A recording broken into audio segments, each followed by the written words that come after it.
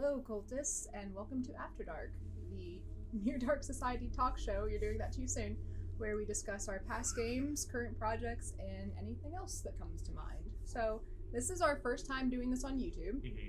We've been doing this for quite a while now, but we used to live stream it on Twitch.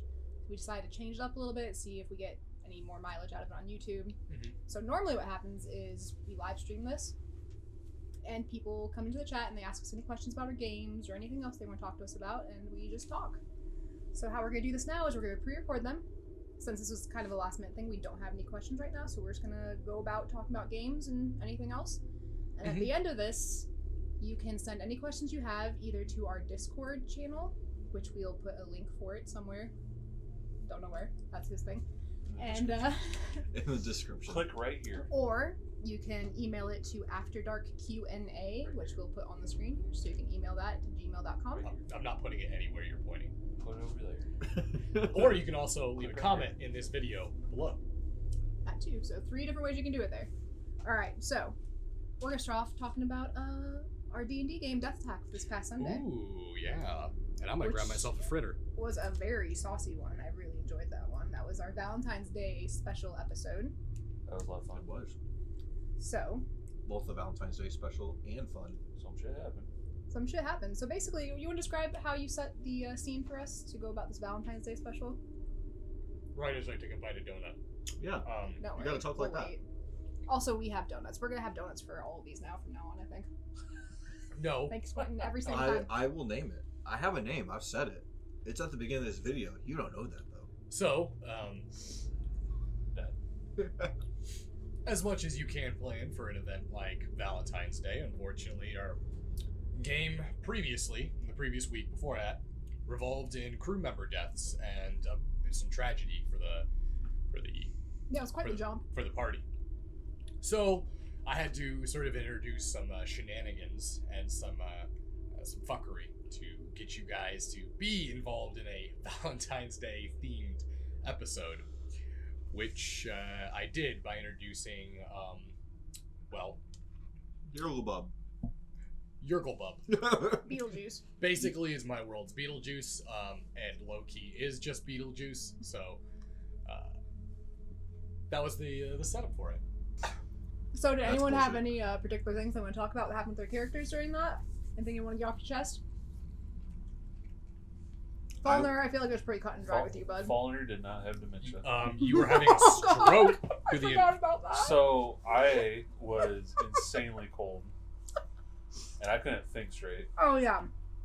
Little side note, during that game it was like -30 outside where we live, so and we streamed in our basement with a concrete floor, so it was few people were having a hard time concentrating on that one. It was tough.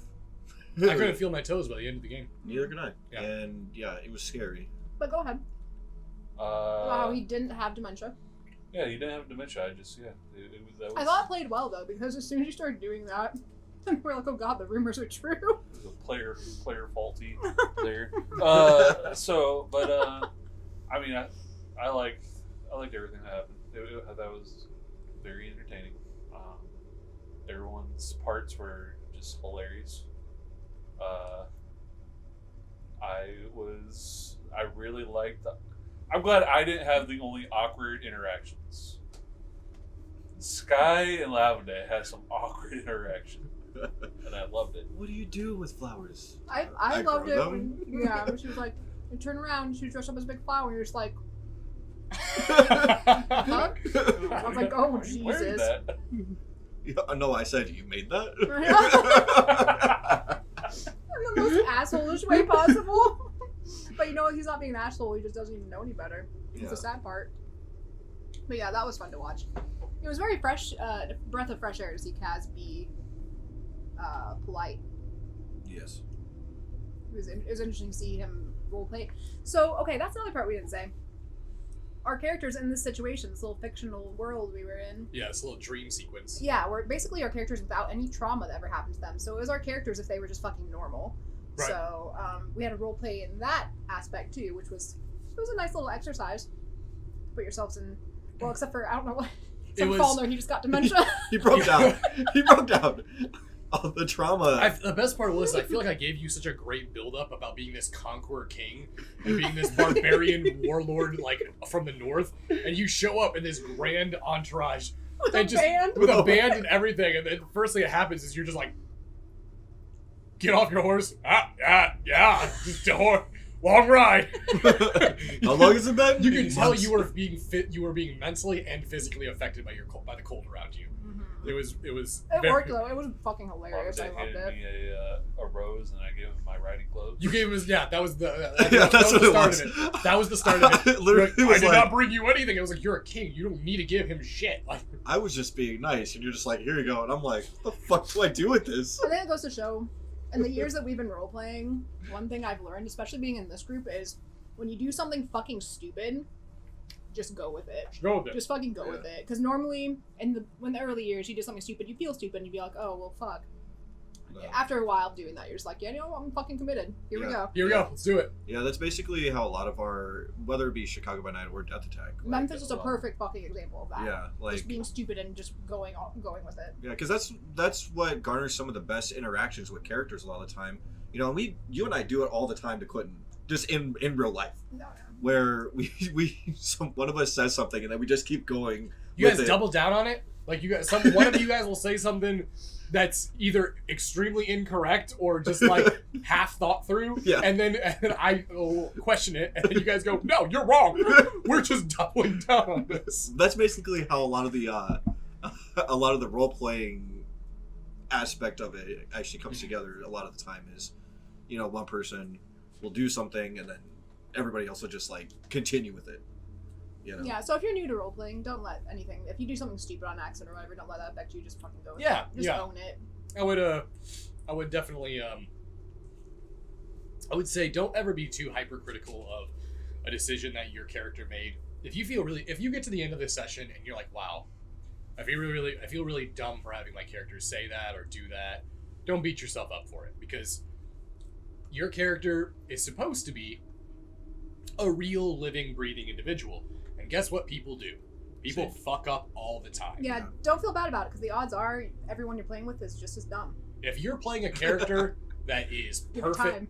perfect and has no flaws and always says the right thing, it's gonna come off as being very cardboard. Not genuine. It's gonna come off very not genuine. Even when I play Alistair for mechanic purposes is like broken. He's a powerful elder, but just his ex-wife showing, or his ex-girlfriend or ex-fling showing up into the city, he went into a full mental breakdown and had a scene where Marilyn saw him stick his hand in the fire, just like They started talking about taking over and the city. started taking over the And city. I just added to the small growing list of all the things like, I don't know if Alistair's the right person to be hanging out with, guys. And so you know, it was a way to where it's like, oh, we have this character who's like a savior, but oh my god, he's also like On the verge of just snapping.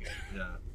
But going back to Death Attack, though, one of the things that I liked personally, I don't know if anybody else picked up on this, but each character had a different emotion attached to their scenes. Oh, you saw that, did you? Yeah.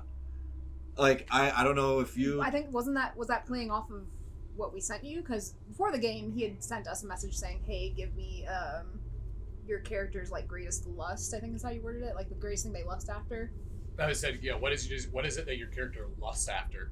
And for characters that weren't, for like Lavende, who's asexual, I specifically told you is like, when I use the word lust with you, I don't mean sexual, I mean like a desire. Yeah. An idealized version yeah. of where he would be at. You know, but I did quite like that, where not all the characters felt like they were having the same story play out 4 different ways, if that makes sense. Yep. You know, like there's potential anger building within Kaz because of what the dream gave him, love potentially, or a relationship or happiness for Lavende, sorrow or even sadness for Jezebel, and pain for Waldner. Yeah, the Jezebel scene at the end, I think most of the table was in tears over that one, except for Elijah, who has no soul. Elijah has died on the inside, and also many years ago. And also no emotion from Vlad either. Where is Vlad? He's upstairs. But yeah, that's one thing that I really, really appreciated with the role playing. We allowed us to role play different different things, but within the same story. But yeah, so Your fritter.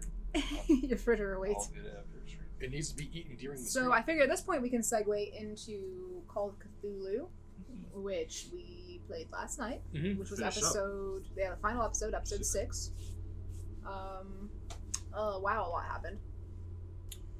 Yeah, it was a long episode. It was about 3 hours long, but we wrapped it up, and Only one person died. only one person died. Chad's character's the only one that died.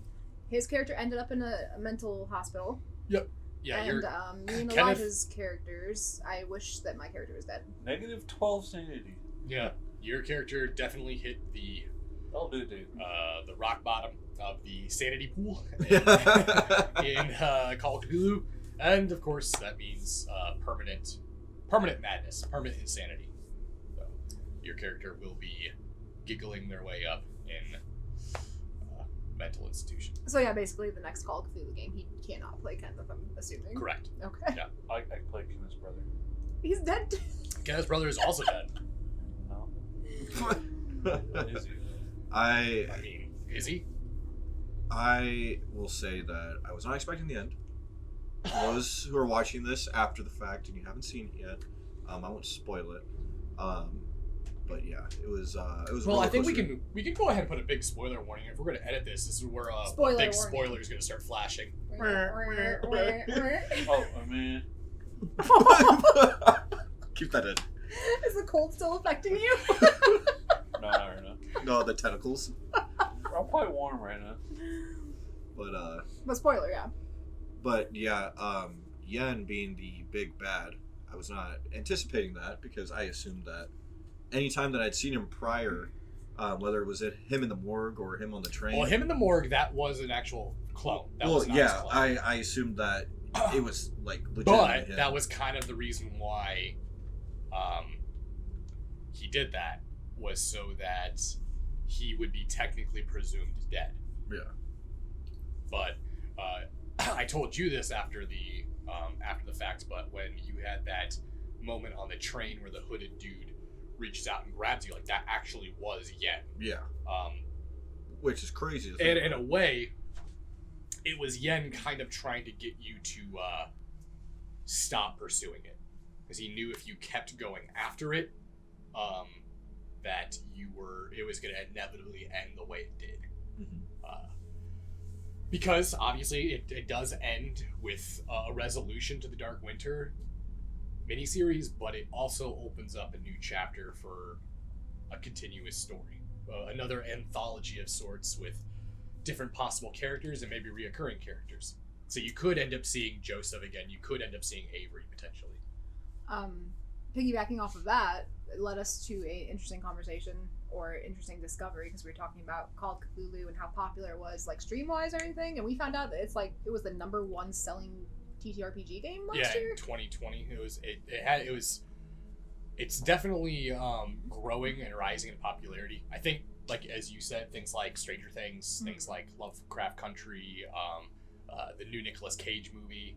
I would really hope that is kind of take Nicolas Cage as an actor any way you want, but I think for that particular type of role it worked. Mhm. But he Which movie? The Color Out of Space. Color Outer Space.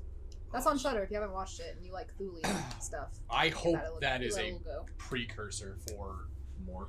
a Lovecraft universe. I know that they're working on movie other series. films. I don't know if they're set within the same kind of. Well, that's what I'm saying. Like, if they did like an MCU, but with just like strictly Lovecraftian horror novels, oh man, I'd be all over that. That's pretty cool. I'd be so down for that. Granted, I've only read one Lovecraftian story, the Hound one, or the which I can never remember what it's called. You always have to correct me. I keep calling it the Hounds of Baskerville. Oh, and that's a not- Sherlock. I know that's it's Sherlock. there's the Hounds of Tindalos. That might be it. But then there's also like Rats in the Wall. There's also one of my favorite poems, Night Gaunts. Night Gaunts is amazing. The story where I think one of the stories that stuck with me the most, and I can never get the name of the story right. It's a fairly popular one. But it's basically about a individual who moves into And someone just recently did like kind of like a weird adaptation of it.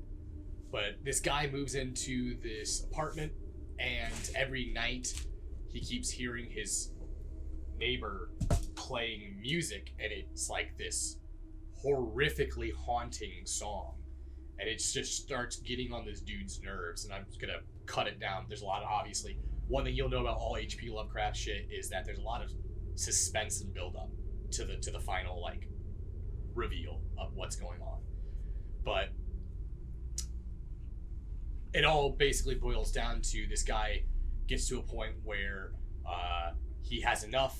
He goes to confront his neighbor about the noise, and as he opens up his neighbor's apartment and looks in there, the guy is staring out the window, and basically his apartment is trying to be invaded by cosmic horror forces that are trying to like come in through the window. And this dude is playing the violin, but he's a corpse already. Like, he's dead, but his body's just still playing. Ew. And it's fucking awesome. It's a great story. It kind of reminds me of Telltale Heart a little bit, the way it starts. A little bit, yeah. Who was first? H.P. Lovecraft? Edgar Allan Poe was Edgar Allan first. Poe was first. So I feel like he would have gotten inspiration Oh, from that. 100%. Yeah. H.P. definitely had. That's one of my favorite stories. But it's also really cool is because the apartment building that the guy like stayed on, and like the street and everything like that, like you get to the end of the story and it never even existed. Like the building didn't exist, the street didn't exist. Like, it's so many stories where it's just like a complete mind fuck. What are some of like your favorite stories that have not been made into film or like show adaptations that you wish? That's a good. Because that, now you say that, it makes me want. I'm sure they've done before. I've seen a couple, but I would like to see a TV show adaptation where they just do every episode is a different Edgar Allan Poe story. Would be cool. They've definitely done it animated. Yeah, I've seen that one. The VR. They've done animated one. They've The done the VR one was really cool. That, oh my god, dude, the VR one was super So I cool. haven't seen that. That was the Raven. Yeah. As far as stories, there's quite a few, you know. Nothing that I can like pick on like right away because there's so many, you know. Or just anything. What would you want? I mean, if anything comes to mind, not that we're going around saying you have to, but if there's a, I would love to see. I would love to see Reanimator redone, because the original one is a classic, but I feel like it can be done better with modern effects and modern storytelling. I also think Rats in the Wall would be a great one to do. I would say that pretty much every H.P. Lovecraft story, I would love to see either a adaptation of it or a time era accurate version of it. Because I feel like a lot of those HP stories, if you do try to make them modernized, they don't hold up. If you've ever ran a TTRPG that involves horror or involves trying to give your players a feeling of powerlessness, making them feel like it's inescapable, phones and technology fucking immediately ruins like fucking 80% of it. If your player can just Google something or just call somebody where if they're stranded, gets rid of the fear immediately. If your player doesn't have a phone and they're stuck somewhere and technology isn't like advanced enough, it makes the terror level just go through the roof. So I think a lot of the stories that I would like to see would be stuff that I would want it to be more like back in the 30s or the 50s, time that would be accurate stuff. tight, like the 20s and 30s. Yeah. Would be really cool. I don't feel like there's enough of that, like horror settings, like in film at least. Mm-hmm. I feel like there should be more of that. Well, I feel like we're in a situation, and you guys can interrupt me if I'm rambling, but I feel like He's a Gemini. I feel like we're in a moment where horror genre as a industry within Hollywood has kind of stagnated. They had a big resurgence when the Asian horror influence came to America. That's when we got The Ring. That's when we got Grudge. That's when we got things like was it Shudder? Yeah. They were all Americanized adaptations of the original Asian horror ones, which some of the adaptations are okay, some of them are not. But regardless, it was like no one in the American horror culture we're used to that type of Yeah. ghost story. Yeah, because Japanese or Asian filmmakers in general, from everything that I've seen personally, I would put their emphasis on dread, especially with the ghost stories, because they do have a culture surrounding that. Yeah. Is off the charts. It is almost unparalleled, in my opinion. That makes me think too. Are there any TTRPG systems that are based on like Japanese horror? Like I can never remember his name. The guy you like, the artist. Junji Ito? Yeah, like something based around that. That would be fucking awesome. There like Gyo. is a let me grab my phone. Magic of editing. Here. I'm just gonna reappear here. Here. I have it saved on my. Oh. While you guys are looking at, so because I didn't get to answer earlier, but I was always a fan of the Yellow King, which I just recently learned some more about him. Like he's apparently, and I haven't read any stories on him exactly, but I found out Yellow King is Cthulhu's brother, and he is not a fan of Cthulhu. He hates Cthulhu. He actually apparently actively works against Cthulhu. I've never heard of Yellow King. Then again, I'm not a big Cthulhu person. But like, so one of my first introduction to Yellow King was actually the first season of True Detective. Actually, they have the main bad guy they're after calls himself the Yellow King, and he's trying to bring about Carcosa, which apparently I think is where Yellow King resides. And anytime Yellow King is like in this world, he's using like an avatar, like he chooses someone to like take over. And there was a moment what happened to Kenneth last game when he started describing before he saw the giant thing and lost like 20, like he was down to pretty close. Yeah. He got a bout of madness, the first bout of madness. You started saying like he's seeing colors, he's seeing like more delusions and stuff, which reminds me of like one of the characters from that show literally was going through that too. I was like, man, like that show, it can be a good like stepping point into, because it's not like, it's still rooted in realism, but like there is some type of weird supernatural part of that show. I didn't know that. So you found the TTRPG? So this is a board game. We'll put an image of it We'll put an image on here. somewhere. It is Right here. called. First time doing this. Put him over me. It's called Hako Ona, but it is by WizKids. So it's shit. done by the same people who do D&D. Really? And it is a board game where you essentially have to flee from a Japanese. Oh, it reminds me of Betrayal. Yeah, except I think everyone's.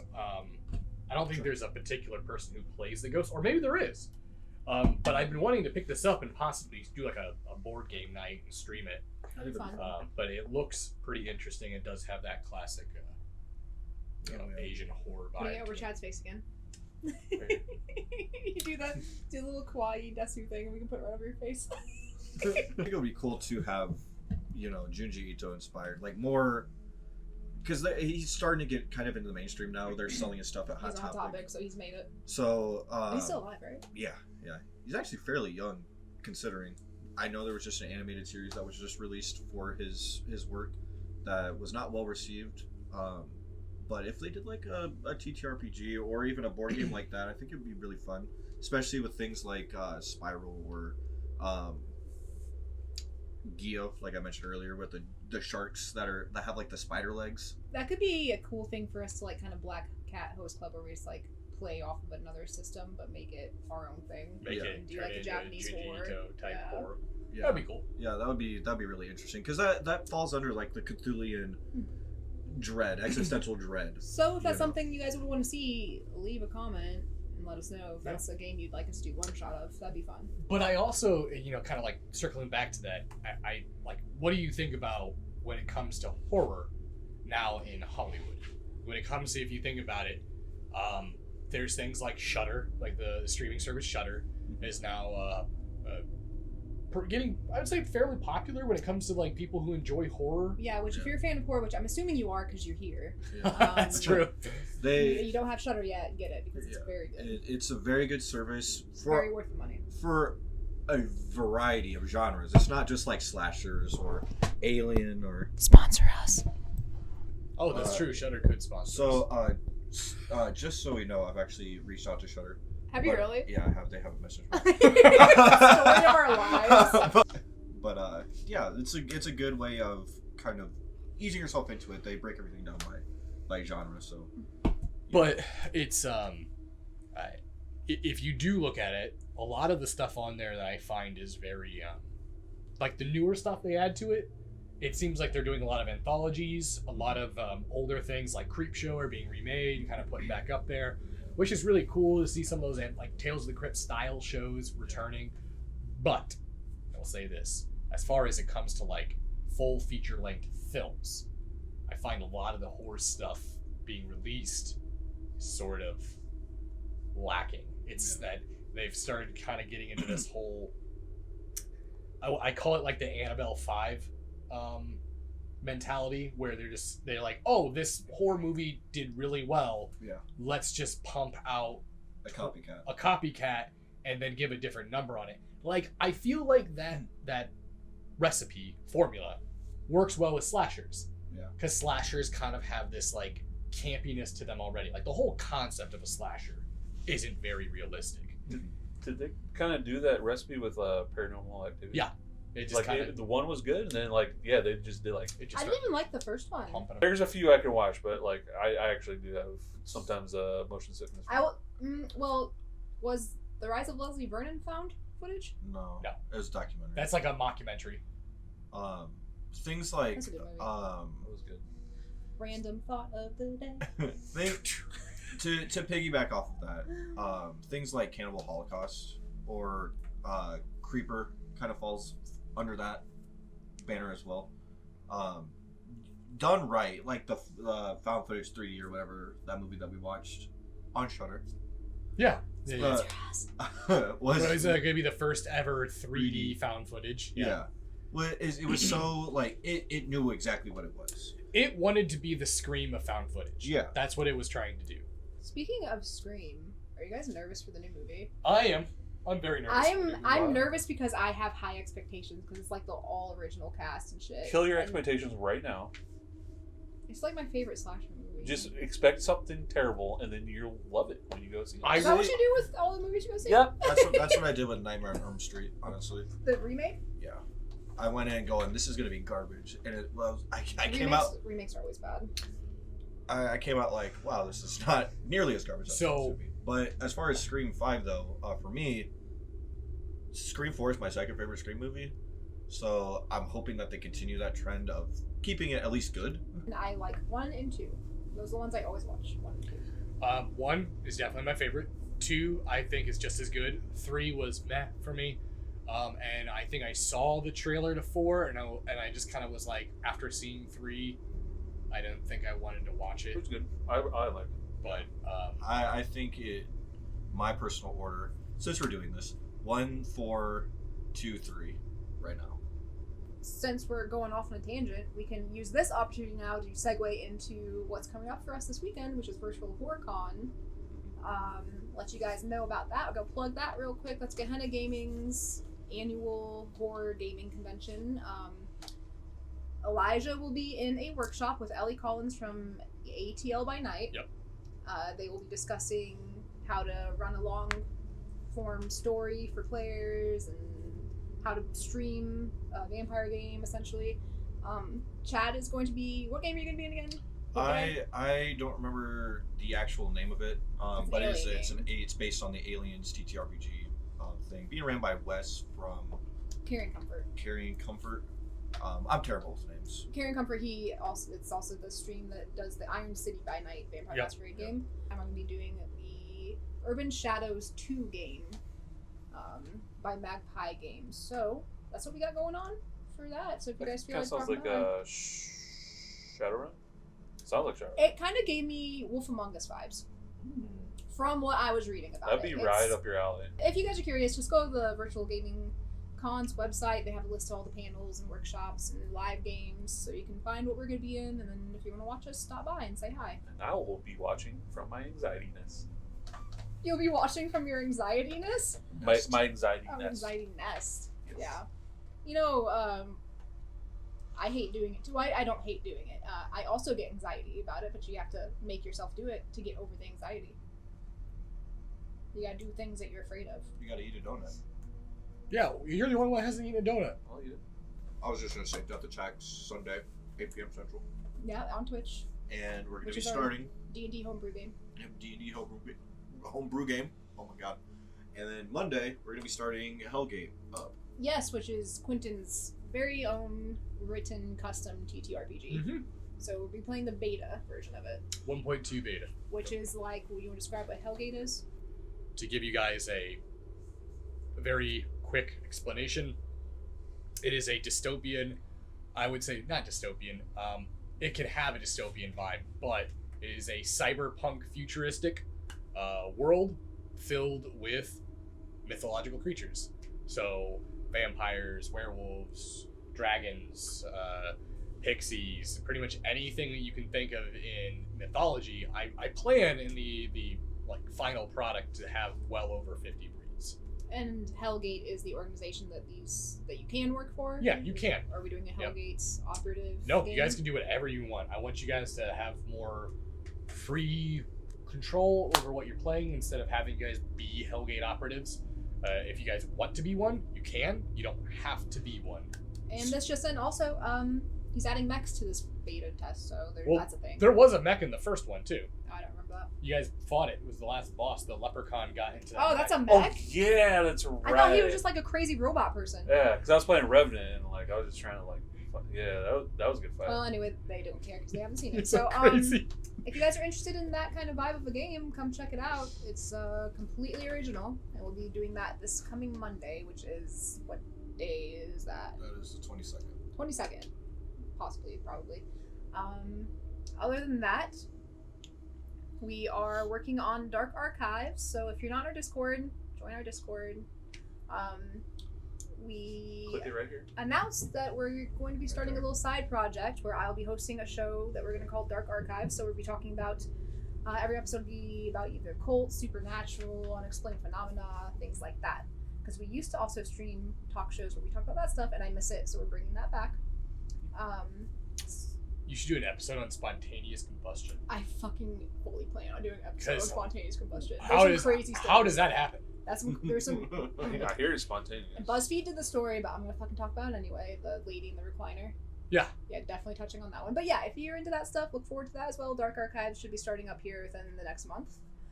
Aside from that, we will be having a one-shot game coming up in March. I believe March 21st. I'm running a Ghost Hunters game, the World of Darkness system. It's gonna be all-female game, so it's gonna be a charity stream to support a women's organization. Haven't picked it yet. We'll find out what that will be. So if you guys are into that, that will be on Twitch on the 21st, and then if not, we'll have it on YouTube. We got Star Wars. Star Wars. No, we don't have the dates for that yet, but that's coming up. Yeah. 6-part series, 12-part. Well, it's going to launch on May 4th. Oh, so yeah, look forward to that. It'll launch. Launching on Twitch on May 4th. Yeah, it'll launch live on Twitch May 4th, and then but after the Hellgate, we do have a special 2-episode Chicago by Night game. That's actually going to be ST by myself, and Elijah will get to play as Kaido That'd within be so fun. within the actual the game. So the first episode will kind of pick up right where we left off with the everything on fire, and There must always be a babysitter. Who will it be? Kaido is the babysitter. oh, I'm the SC. Who do you think I'm going to make it? I'm making you the babysitter now, Erwin. Kaido is obviously the babysitter, unless There you Chad's go. character wants to be the babysitter. Is Chad coming in on that? Another elder? I still have to talk to Elijah about it. Chad may or may not be bringing his new character into that. But also, there's the first episode will kind of wrap up everything that happened at the end of the last episode of season 3 and the season finale, and then the second episode, you guys will get to be in your new outfits. Yes, So you'll be- bitch. So look forward to that. That should be around April, the beginning of April, if the Hellgate game spans out the way we think it will. Yeah.